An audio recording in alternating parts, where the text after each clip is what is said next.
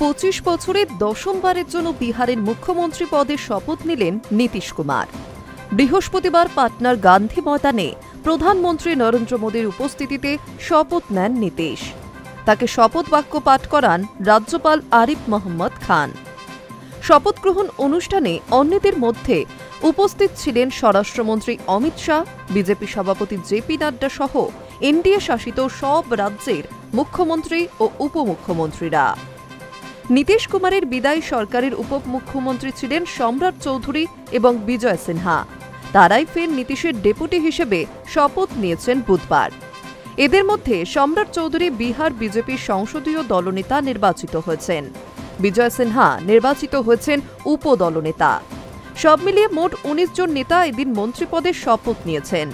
তবে মন্ত্রিসভার বণ্টনে স্পষ্ট, এনডিএ জোটে বিগ ব্রাদার সেই বিজেপি।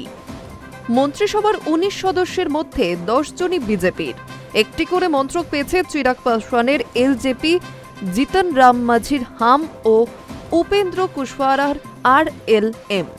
নীতিশের দলের মাত্র ৬ জন নেতা এদিন শপথ নিয়েছেন। প্রাথমিকভাবে এনডিএ নেতারা ঠিক করেন প্রতি ৬ জন বিধায়ক পিছু একজন করে ক্যাবিনেট মন্ত্রী করা হবে। সেই ফর্মুলা অনুযায়ী বিজেপি থেকে মন্ত্রী হতে পারেন ১৫ জন। ১৩ থেকে ১৪টি মন্ত্রক পেতে পারেন নীতিশের জেডিইউ। চিরাগ পাসওয়ানের এলজেপি আর থেকে ৩ জন মন্ত্রী হবেন।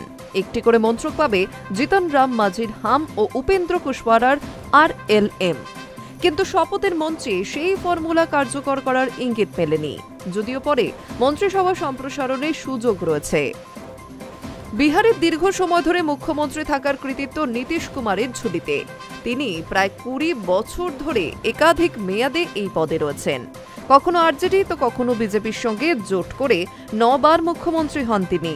প্রথমবার মুখ্যমন্ত্রী পদে শপথ নেন সমতার পার্টি হয়ে। সেবার মাত্র ৭ দিন কুর্সিতে ছিলেন।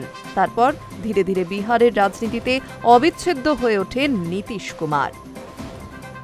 High news network.